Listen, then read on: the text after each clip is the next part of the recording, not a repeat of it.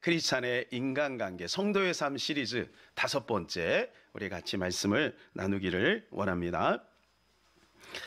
자, 오늘 이 성도의 삶을 우리는 계속해서 살펴보는 가운데 우리 크리스찬, 우리가 인간관계를 어떻게 맺어가야 될까 한번 같이 나누기를 원합니다. 제가 요즘에 이 성도의 삶 시리즈를 하면서 깨달은 게 있습니다. 그것은 무엇이냐면 하나님께서 우리의 삶에 우리가 살아가는 모든 삶의 영역 속에 순간순간 그리고 모든 지금까지 살펴봤던 영적인 거, 정신적인 거, 또 마음, 또 경제, 그 모든 건강, 이 모든 영역, 오늘 인간관계까지 하나님께서 성경에서 얼마나 우리에게 강조하고 있는지 모르겠습니다. 하나님이 우리 인생, 우리 하나님의 백성들이 살아가는데 이러한 것들을 위해서 얼마나 많은 것들을 준비하고 있는지 참으로 제가 성경을 통해서 지금 깨달아가고 있습니다. 그러면서 제 패러다임이 조금씩 바뀌고 있습니다. 신앙생활 하면 우리는 일단 영적인 생활만을 생각하기가 쉽습니다. 그러면 이 수직관계만 생각하는 거거든요. 그럼 이 수직관계만 우리가 생각을 하게 되면 이 수평관계를 놓칠 수 있다는 겁니다. 근데 인간의 삶 시리즈를 같이 나누고 또 제가 말씀을 연구하면서 깨달은 건 뭐냐면 하나님이 이 수직관계도 굉장히 중요하게 여기고 있지만 그러나 이 수평관계를 하나님은 너무나도 귀하게 여기고 있다는 거예요. 그런데 이것이요, 이 수평관계가 수직관계에 영향이 있다는 것입니다. 그리고 이 수평관계를 하나님이 유심히 보셨다가 나중에 하나님이 심판대 앞에서 그걸 또 물어보신다는 겁니다. 그러니까 우리가 이 수평관계를 절대 간과하거나 또 이것을 우리가 쉽게 생각해서는 아니 된다라고 하는 것이죠. 자, 톨스토이가 어느 날 길을 걷고 있는데 한 거지가 이렇게 도와달라 그랬습니다. 그랬더니 이 톨스토이가 그 거지에게 미안한 마음으로 이렇게 이야기를 했어요. 여러분 같으면 어떻게 하겠습니까? 거지가. 근데 지금 톨스토이는 손에 돈이 없어요. 여러분 같으면 어떻게 하겠습니까? 예. 톨스토이는 미안한 마음으로 이렇게 이야기를 했대요. 형제여, 내게 지금 당신을 도울 수 있는 금전이 없으니 용서하시오. 여러분, 톨스토이가 독신한 크리스찬인 거 아시죠? 그가 그렇게 고백을 했어요. 그랬더니 거지가 이렇게 이야기를 했대요. 오히려 고마워하면서 이렇게 얘기했대요. 고맙습니다. 당신이 나에게 형제여라고 불러준 것이 나에게는 금전을 준 것보다 더 기쁩니다. 톨스토이 같은 그 대문호가 그 거지를 향하여 그를 함부로 대하지 않고 겸손하게 형제요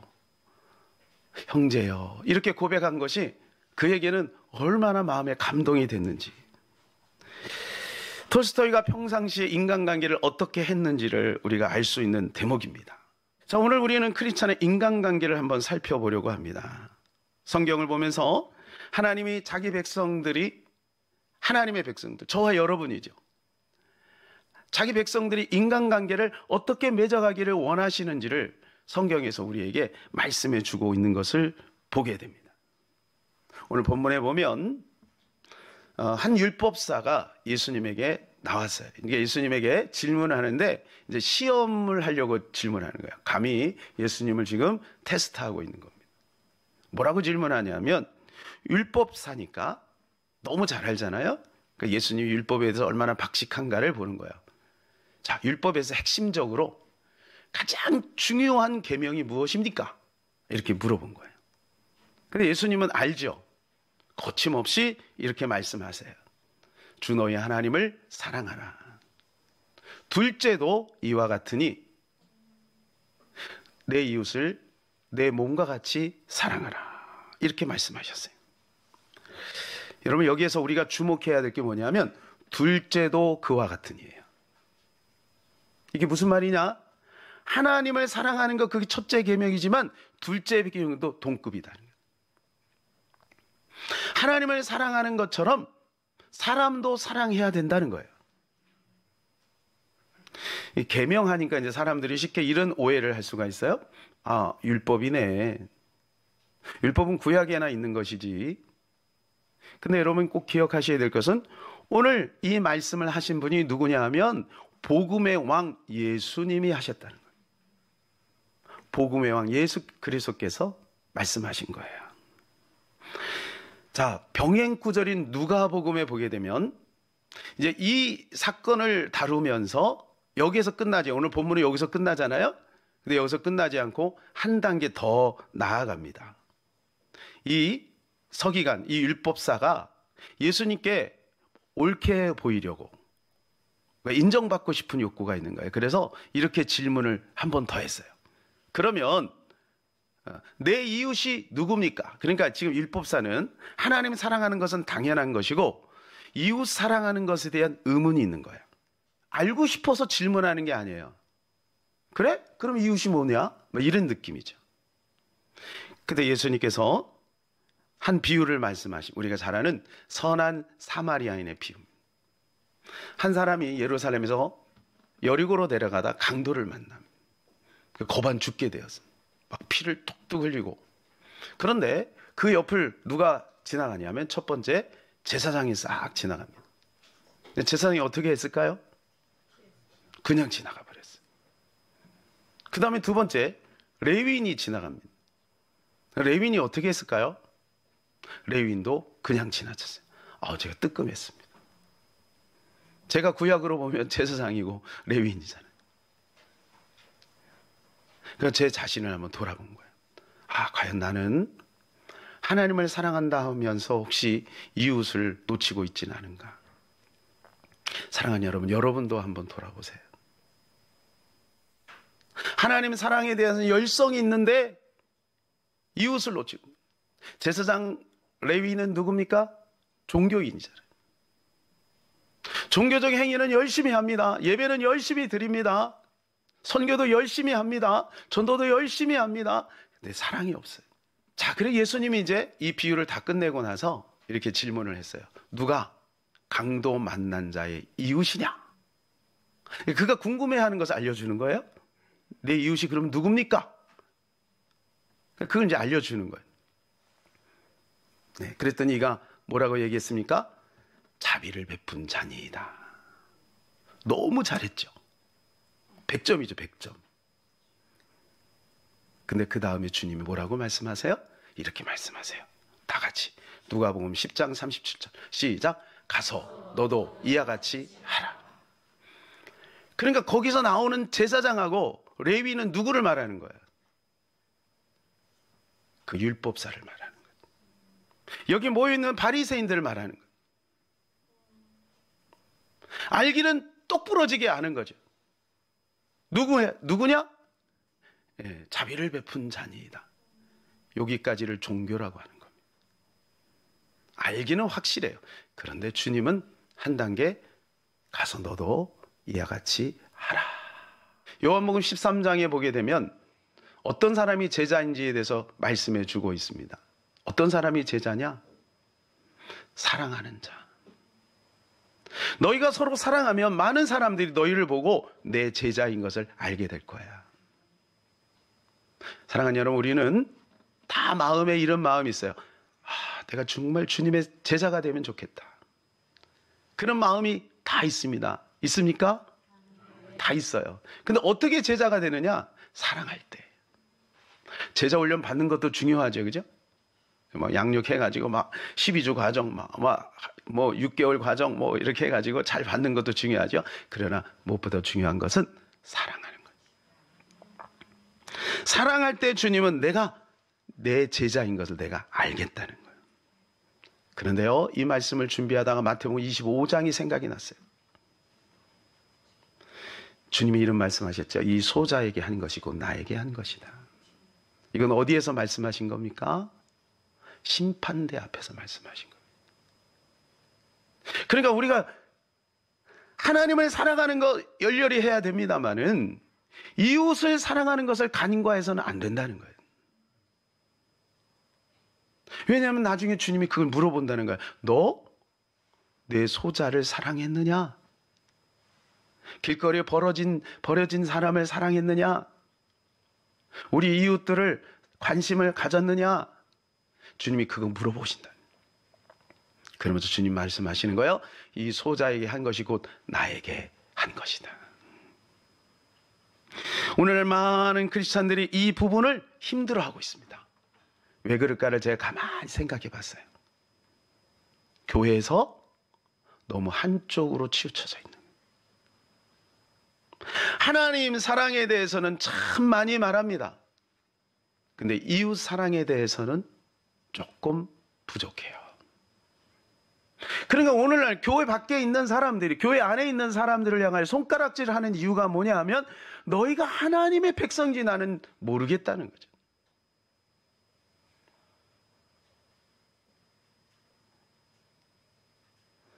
우리는 성경을 통해서 하나님을 알지만 불신자들은 신자를 통해 하나님을 아는 거예요. 근데 이게 잘 안 된단 말이죠. 해야 된다는 것은 아는데 잘 안 되는 거예요.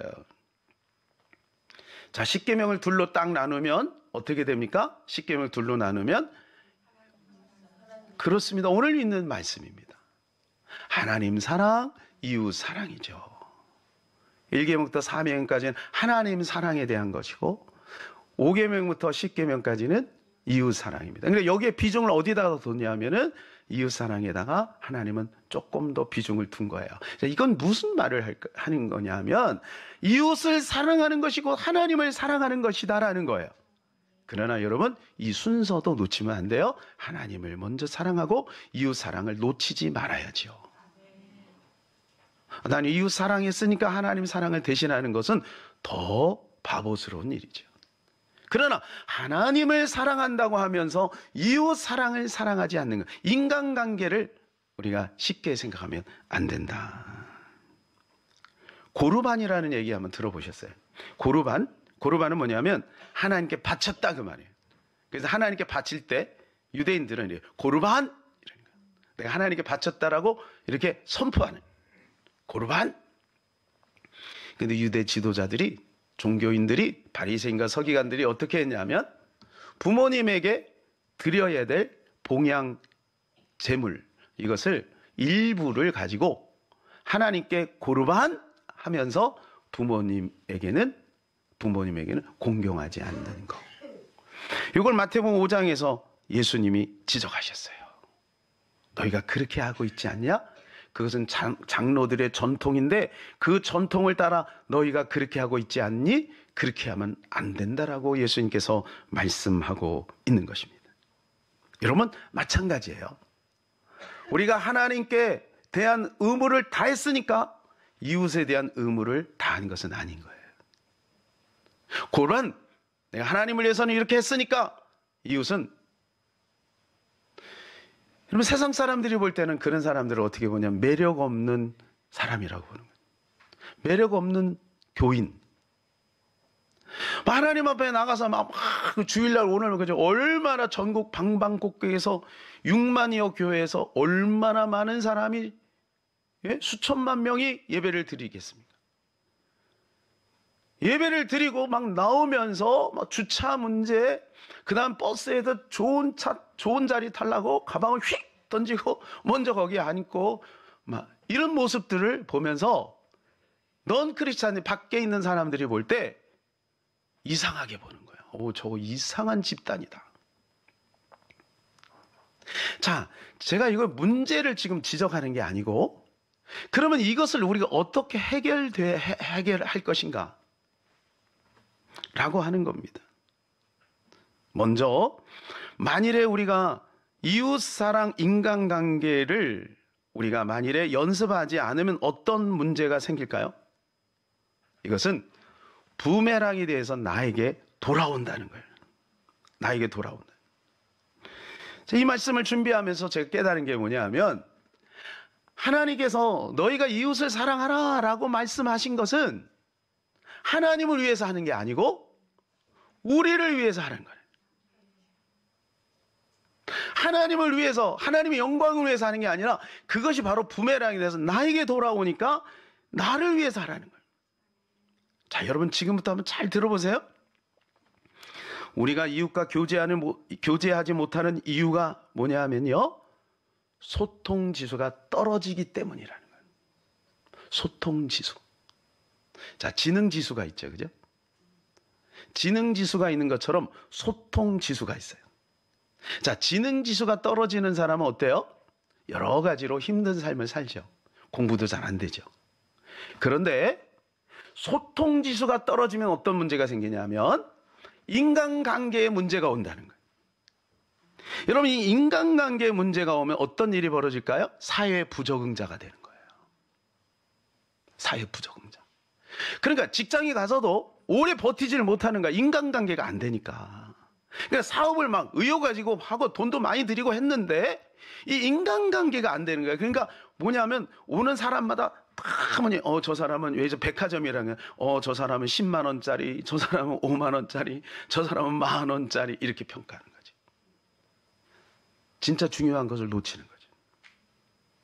사람이 얼마나 소중한지를 놓치니까 당장 돈만 보이는 거죠. 그러니까 사업도 안 되고 직장 생활도 힘든 거예요. 이게 소통지수예요. 오늘날 이 관계지수, 소통지수가 문제가 생겨서 일본에는 일찍이 145만 명의 히키코모리가 있어요. 히키코모리가 뭐냐 하면 외톨박이에요. 집에서 안 나와. 자, 우리나라도 지금 점점 증가하고 있는데 35만 명에서 50만 명의 외톨박이 히키코모리가 있다. 그러면 이 소통지수를 우리가 끌어올려야 되지 않겠어요? 그냥 내비로 두면 안 되잖아요. 이거는 어느 날 되는 게 아니잖아요. 어렸을 때부터 관계지수를 높여야 되는 거예요. 자꾸 대인관계를 연습하고 사람을 찾아가고 친구를 사귀고 어른을 찾아가서 인사드리고 이런 거. 여러분 이거 하는 데가 어디예요? 이런 거 가리키는 데가 어디예요? 가족교회예요. 가족교회. 나홀로 세대가 점점 많아지는 거죠. 지금요, 나홀로 세대가 2022년 12월 기준으로 해서 1인 세대가 972만 4,256개래요. 전체 가구가 2,375만 5,814개 중에서 아까 말씀드린 그 1인 세대가 프로테지로 따지면 41%예요. 41%. 2인 세대까지 합치면 65.2%. 그러니까 우리나라 이 사회 전반적으로 지금 나홀로 세대가 점점 늘어나고 있다는 거예요. 그러니까 혼자 사는 게 편하잖아요. 혼밥, 그다음 혼잠, 그다음에 혼여행. 이해를 하세요? 혼자 밥 먹는 거, 혼자 잠자는 거, 혼자 여행하는 거. 제가 요즘에 뇌과학을 좀 연구하고 있습니다. 뇌가. 왜냐하면 이 뇌라는 것은 하나님께서 우리 안에 전자제품을 하면 반도체 같은 것들을 심어 놓은 거거든요. 이 분야에서 소통지수가 떨어졌다는 것은 무슨 말이냐 하면 비인지 능력이 떨어졌다는 거예요. 자, 인지 능력과 비인지 능력이 있습니다. 자, 인지 능력은 한마디로 말하면 시험 점수 잘 나오는 거예요. 정보와 지식을 얼마나 잘 처리하느냐, 그거죠. 근데 우리가 잘 아는 대로 공부 잘하는 사람들 중에 사회 부적응자가 꽤 많아요. 인지 능력은 상당히 발달했는데 비인지 능력이 떨어지는 거예요. 자, 비인지 능력은 이런 거예요. 이제 비인지 능력은 회복 탄력성, 예측력, 협업력, 지속할 수 있는 힘이에요. 자, 한번 야구를 예를 들어볼게요. 야구를 하는데 혼자 막 이 배트를 가지고 연습할 때는 막 기구 가지고 할 때는 막 홈런이 뻥뻥 나와요. 근데 막상 시합에 딱 나가면 성적이 안 나와요. 공부를 못하는 많은 아이들 중에서 혼자서 공부는 참 열심히 잘하는데 성적이 안 나오는 이유가 뭐냐면 이 비인지 능력이 떨어지기 때문에. 지나치게 긴장하는 거야. 이게 소통지수거든요. 지능 지수만 높아서는 안 된다는 거예요. 그럼 이 비인지 능력을 키워줘야 된다. 이걸 어떻게 키울 수 있느냐? 소통을 자꾸 하다 보면 이게 늘어난다는 거예요. 소통을. 그러니까 관계를 자꾸 만들어 가야 된다는 거예요. 사랑하는 여러분, 그래서 우리가 교회 생활하는 게 축복인 줄로 믿습니다. 이 교회 생활하면서 어때요? 우린 전 세대가 모이잖아요. 그러니까 원하든 원치 않든 자꾸 부닥치는 거예요. 자꾸 부닥치다 보면 내 안에 쓴뿌리도 발견이 되죠. 혼자 있으면 고요하지만 뒤 흔들어 버리면 저 밑에 있는 김치찌꺼리 그죠? 고춧가루 그런 게 막 올라온다니까. 그러면서 내가 다듬어지는 것이고 관계지수, 소통지수가 좋아지는 거예요. 그래서 우리가 이것을 포기하면 안 된다. 그러니까 이웃을 사랑하려고 노력하고 그리고 관계를 하고 그 다음에 소통하려고 하는 것은 하나님을 위해서가 아니라 우리를 위해서 해야 되는 것이다 라고 하는 것입니다. 통계입니다. 제가 오늘 책을 가지고 나왔어야 되는데 제가 요즘 읽고 있는 책이 카네기가 말한 인간관계에 대한 책을 읽고 있습니다. 근데 거기에 나오는 이야기예요. 스티븐 케이시라고 하는 분이 있어요. 이분이 미국 실리콘밸리에서 4개 IT 업체를 성공적으로 큰 기업으로 만든 분이에요. 근데 이분이 나중에 인터뷰를 통해서 이런 얘기를 했어요. 내가 사업에 성공할 수 있었던 것은 한마디로 말하면 기술 때문이 아니다. 이 사람은 MIT 공대를 나온 사람이에요. 근데 MIT 공대에서 배우지 못한 것을 나는 사회에서 배웠다는 거예요.